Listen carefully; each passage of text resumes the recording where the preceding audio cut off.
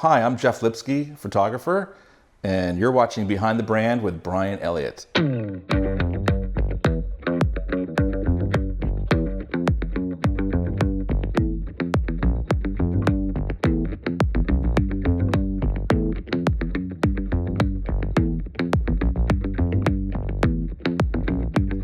everyone, I'm Brian Elliott. Welcome to another episode of Behind the Brand. Today I'm here with amazing photographer Jeff Lipsky. Jeff, welcome to the show. Thank you. Thanks for having me. I usually ask my guests, how did you get this job? I went to Telluride to pursue photography because I knew I wanted to be, I loved Herb Ritts and Annie Leibovitz, so I thought LA would be the right place for me to start my career. But I was a snowboard instructor and I had an incredible clientele and a fly fishing guide. So one of my clients was Daryl Hannah, and Daryl lived out in Santa Monica. So she said, if you ever come to LA, you can always take pictures of me. And I was like, I'm coming to LA. And I had another friend that worked at a studio, Smashbox Studios. So I got to volunteer at Smashbox Studios. So put a timestamp on that. What year was that? 98. I'm going to be disclosing my age soon. So I was in my mid 30s. I didn't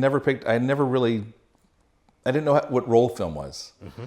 I didn't even have a medium format camera. Yeah, 98, for those who forget, internet was basically built the year before that. It's not everyone had a website. No, there were no websites. No. AOL was shortly after sending out floppy I had a disks. Hotmail account when I moved to LA. Yeah. But so Daryl was like, you can shoot me, you can take pictures. And she was she was so beautiful and she was so great. And she needed pictures for Sunday Times.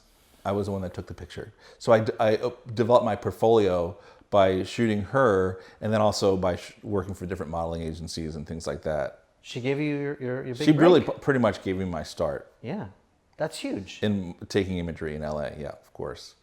So, but my friends in Telluride helped me in LA. There was a big connection there. Mm-hmm. But it's interesting because nothing goes to waste, right? Like here you are, this snowboarder, mm-hmm. fly fisher, mm-hmm. outdoors guy. Maybe, I don't know. I don't want to weigh in for your parents, but I'm thinking, maybe they're thinking like, Jeff, when are you going to get a real job? Yeah, they thought that all the time. But now I get the job. Hey, can you go with Jimmy Kimmel fly fishing with him in Montana for a photo shoot? I'm like, of course I can. Well, but my point is like that nothing goes to waste if you don't let it. Yeah. Right. Like so that snowboarding. Oh my gosh. You're in the right place at the right time. Fly fisherman. You meet Daryl Hannah.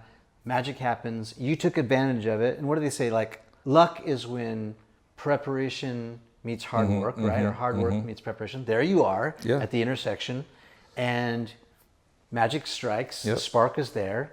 You jump on it, and then rest is history. That's right.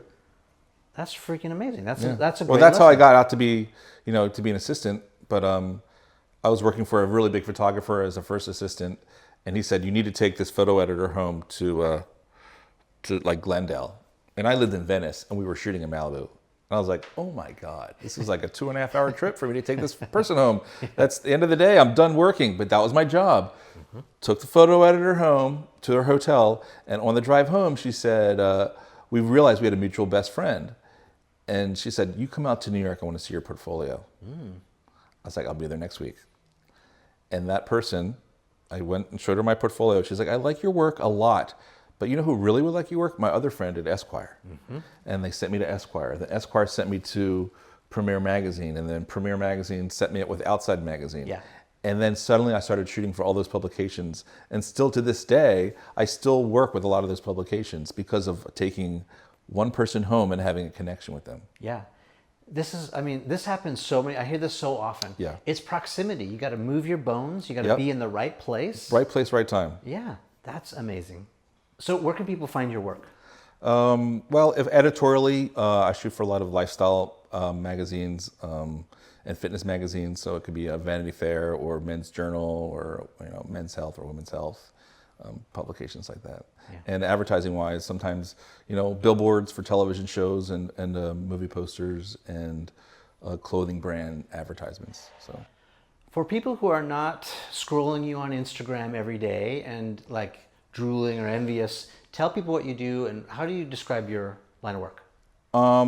So I'm categorized as I'm a celebrity lifestyle commercial photographer. So I do covers of magazines with celebrity. I'll shoot brands, advertising for brands, album packaging.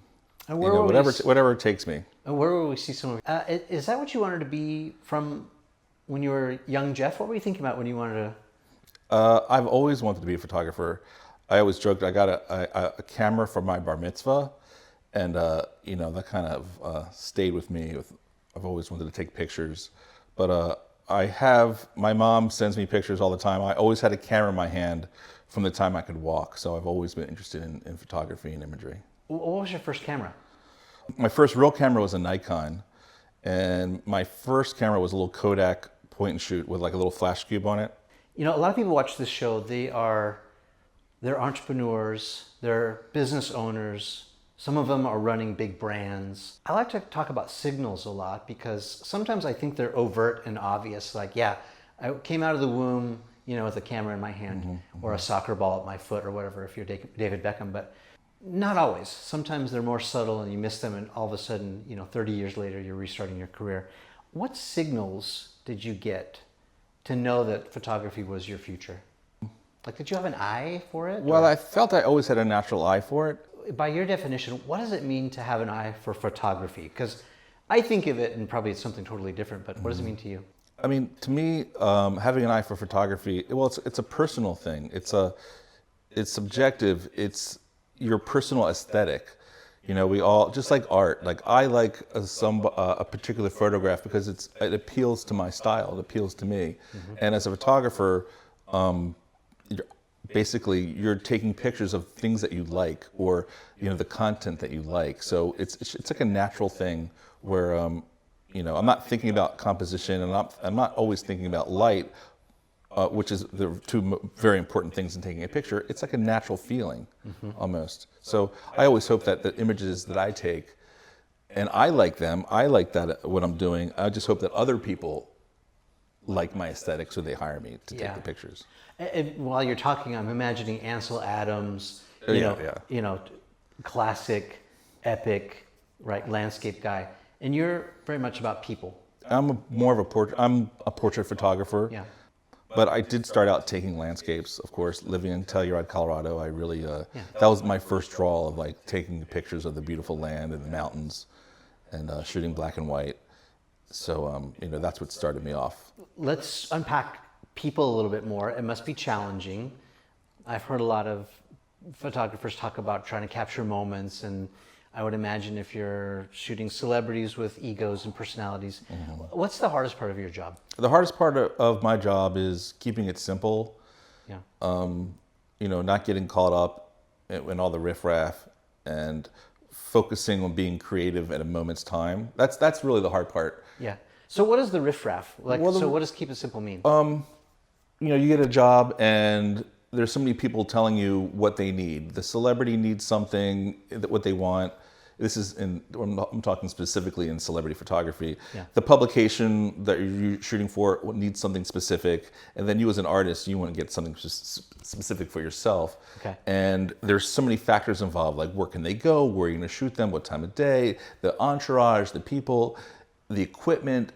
And the reality is you just want to connect with your subject and take a beautiful picture, and you have to like block everything else away. So what are some of these things that they want? I mean, I would assume that the photo shoots around a spread, or if the magazine's going to write something on them, it's because, you know, they have a new movie coming out, or they just got married to someone. But what are some other examples of what people might want?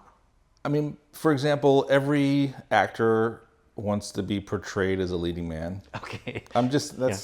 Or, you know, there is a way, you know, they want to be appealing. They want to have a sellability to themselves, you know. And I go under the role of I like to make people look beautiful, organic. I like, you know, who doesn't want to look sexy, right? I mean, so tastefully sexy. Want men to look cool. So there's a certain thing a little dance that you have to do. But then again, a magazine might say they need to be in a swimming pool for this shot. Okay. You're like, really? And then they don't want to go in the swimming pool. So how do I get that person in the swimming pool? Oh, could you please put a dog in the shot? Oh my gosh, a dog. Okay, let's see what we can do and make it all work for everybody and still take a great image. So you're always negotiating with everybody, trying to figure out, how to go, where the celebrity doesn't want to be doing something, and the person hiring you needs them to do it, and you're the intermediary. Percentage-wise, how often does that happen? Usually it's slashed out before the photo shoot, but it happens 30-40% of the time, I would say. Pretty much. I mean, in some form or another, whether it's the clothing or the look or it's a give and take. Like, I would love to shoot everyone at this time of day at a house over there, but they won't go over there when they can only shoot at the middle of the day. So you have to learn how to work with it. Yeah, be accommodating. So let's dish a little bit on the men versus the women. Who's easier to shoot, or is it like just by personality? Just by personality. I mean, as far as getting ready time, obviously shooting an actor is easier, a male actor, because you can lickety split their dress and no fuss. But some people take longer than others. It's just part of the process. Let's talk to future aspiring photographers right now, people who want to be Jeff in the future. What advice would you give them? To me, you have to learn in the field. That's the most important thing. You can go to school for photography, but I would say the way that I came up and the way that I see most photographers, you have to assist. You have to learn hands-on, being on that set, watching other people make mistakes, right? Or watching other people succeed. Yes. So you can just, being that fly on the wall and seeing how everyone lights and seeing how they talk to clients and seeing how they talk to the celebrity and, all the ongoings that you need to, the in and outs. Yeah. And it takes years. I assisted for years learning before I started shooting on my own. I mean, we were just sitting back, chopping it up, reminiscing about the good old days and all that. Tracking my roots, where I came from and where I'm going.